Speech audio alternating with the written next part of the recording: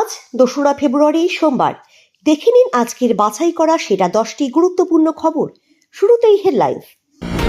বাংলার জন্য কিছুই নেই, কেন্দ্রীয় বাজেটকে হাম্পটি ডাম্পটি বলে কটাক্ষ মমতার। পূর্ব বর্ধমানে তৃণমূল কংগ্রেসের নেতাকে দেখে চোর চোর স্লোগান। ৫,১০০ সেকেন্ডের ভাষণ, বাংলার মেনশন নেই। বাজেট নিয়ে আক্রমণে অভিষেক। ভবিষ্যৎমুখী বাজেট, যুব সমাজের জন্য মুক্ত আকাশ, নির্মলার প্রশংসা মোদী। এবার কমিশনের বিরুদ্ধে সুপ্রিম দরজার স্বয়ং মমতা। বাংলাকে 10 পয়সাও দেওয়া হয়নি, হারের প্রতিশোধ নিচ্ছে কেন্দ্র, তোপ অভিষেকে। বাংলার রাজনীতির সমস্ত রকম খবর প্রতিদিন সকালে দেখতে সাবস্ক্রাইব করুন আমাদের পলিটিক্স চ্যানেলটি। এবার আসছি বিস্তারিত সংবাদে। দীর্ঘ প্রতীক্ষার অবসান ঘটিয়ে আজ সেই ঐতিহাসিক দিন। হ্যাঁ, লোকসভায় কেন্দ্রীয় বাজেট 2026 পেশ করেছেন অর্থমন্ত্রী নির্মলা সীতারামন। তবে সেই বাজেটকে হাম্পটি ডাম্পটি বাজেট বলে আক্রমণ করলেন পশ্চিমবঙ্গের মুখ্যমন্ত্রী মমতা বন্দ্যোপাধ্যায়। দিল্লি যাওয়ার আগে বিমানবন্দর থেকেই সাংবাদিকদের মুখোমুখি হয়ে তিনি বলেন, এই বাজেট সাধারণ মানুষের জন্য নয়, বরং দেশের অর্থনৈতিক কাঠামোকে আরো দুর্বল করছে কেন্দ্র। কেন্দ্রের পেশ করা বাজেটকে কটাক্ষ করে মুখ্যমন্ত্রী স্পষ্ট বলেন, এটা পুরো হাম্পটি ডাম্পটি বাজেট। রাজ্য জুড়ে ভোটার তালিকার বিশেষ নিবিড় সংশোধন শুরু হতেই শাসক দলের বিরোধিতা করে আসছে। এমনকি সম্প্রতি এফআইআর শুনানি নিয়ে একের পর এক বিক্ষোভ মিছিল করে বেড়াচ্ছে তারা। সেই ইস্যুকে কেন্দ্র করেই এদিন তৃণমূল কংগ্রেসের পক্ষ থেকে ভাতারে মিছিলের আয়োজন করা হয়েছিল।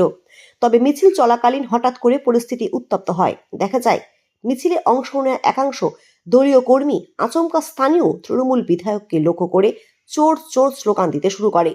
নিজেদের দলের লোকজনের মুখেই এমন অভিযোগ ওঠায় গোটা এলাকায় ছড়িয়ে পড়ে উত্তেজনা।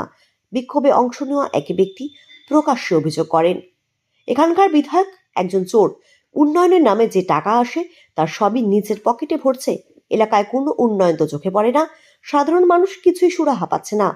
তিনি আরও দাবি করেন, এই সমস্ত অভিযোগ সরাসরি মুখ্যমন্ত্রী মমতা বন্দ্যোপাধ্যায়ের কাছে জানানো হবে। টিকিট না পেলে ওই বিধায়ককে বিজেপি করত। হ্যাঁ, আমরা বলছি মানু অধিকারীর কথা, বিধায়ক হয়ে চুরি ছাত্রামি করে বেড়াচ্ছে। তাঁদের বক্তব্য, অবিলম্বে ওই নেতাকে দল থেকে বহিষ্কার করা উচিত। এদিকে ভোটের আগে তৃণমূল কংগ্রেসের মিছিলে এরকম ধুন্ধুমার কাণ্ড যে শাসক দলের ভেতরে অস্বস্তি সৃষ্টি করছে তা নতুন করে বলার অপেক্ষা রাখে না। এমনকি রাজনৈতিক মহলও শুরু হয়েছে জোর উত্তেজনা।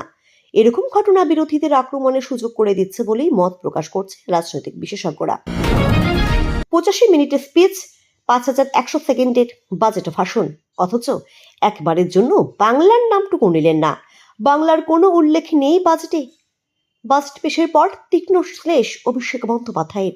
তৃণমূলের সর্বভারতীয় সাধারণ সম্পাদক অভিষেক বন্দ্যোপাধ্যায় বললেন, এই বাজেটে বাংলার প্রাপ্তির ঝুলি শূন্য।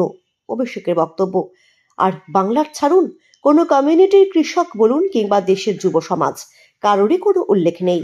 যে সরকার আর্টিফিশিয়াল ইন্টেলিজেন্স, ডিজিটাল ইন্ডিয়ার কথা বলে, তারা ভাবলো না দেশের যুবকদের রোজগার কি হবে, কিভাবে কর্মসংস্থান হবে, কোন পথে হবে, তারও উল্লেখ নেই। অভিষেকের অভিযোগ, এই বাজেটে দেশের কৃষকদের নিয়েও কোনো দিশা নেই, কারো জন্যই এই বাজেটে কোনো সমাধান নেই। অভিষেকের কথায়, এই budget faceless budget, baseless budget, divisionless budget. কেন্দ্রের এই বাজেটকে দিশাহীন বলে একের পর আক্রমণ শোনালেন তিনি। অভিষেকের কথায়, ওরা তো বলবেই সরকার বাজেট পেশ করেছে, ওদের তো আত্মপক্ষ সমর্থন করতেই হবে। এটা বাজেট কম সরকারের জনসংযোগ বিভাগের লেখা সেলফ অ্যাপ্রাইজাল রিপোর্ট, কোনো সুনির্দিষ্ট সমাধান নেই। আমি বলছি না, আপনারাই বলুন এবারও বাংলার নাম নেওয়া হয়েছে কিনা। এই বাজেটে বাংলার ঝুলি শূন্য বলে দাবি করলেন অভিষেক। লোকসভায় বাজেট পেশ হতেই রক্তক্ষরণ শুরু হয়েছে শেয়ার বাজারে, কিন্তু 2026 প্রশংসা করলেন প্রধানমন্ত্রী নরেন্দ্র মোদী। এই বাজেটকে ভবিষ্যৎমুখী বললেন তিনি। তার দাবি, এই বাজেট সংস্কারে গতি আনবে। 2047 সালের মধ্যে বিকশিত ভারতের স্বপ্ন ছুঁয়ে সহায়ক হবে এই বাজেট। রবিবার লোকসভায় বাজেট পেশ করেন কেন্দ্রীয় অর্থমন্ত্রী নির্মলা সীতারামন।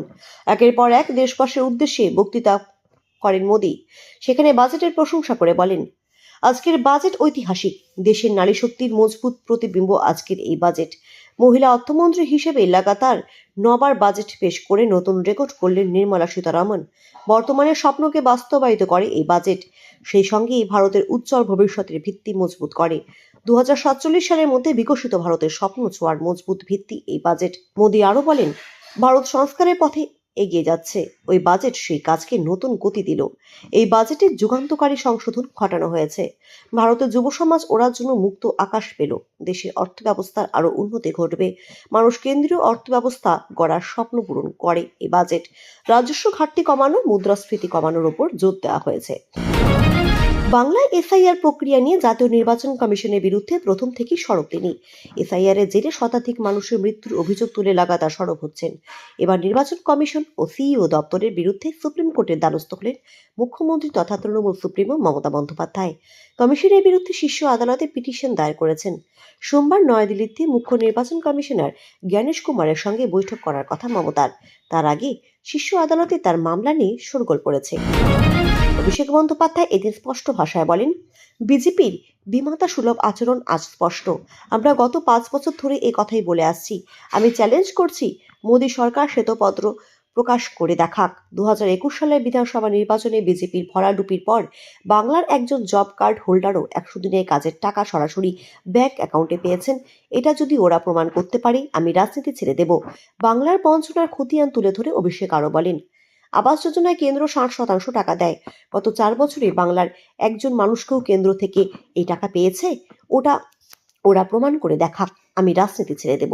এমনকি গ্রামীণ সড়ক যোজনা তো 2021-এর হারের পর বাংলাকে 10 পয়সা দেওয়া হয়নি।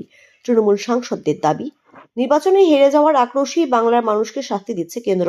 তিনি বলেন, বাংলায় ওরা হারছে, তাই এই বিমাতা সুলভ আচরণ করে বাংলার মানুষকে শিক্ষা দিতে চাইছে। কিন্তু গণতন্ত্রে উল্টোটা হয়।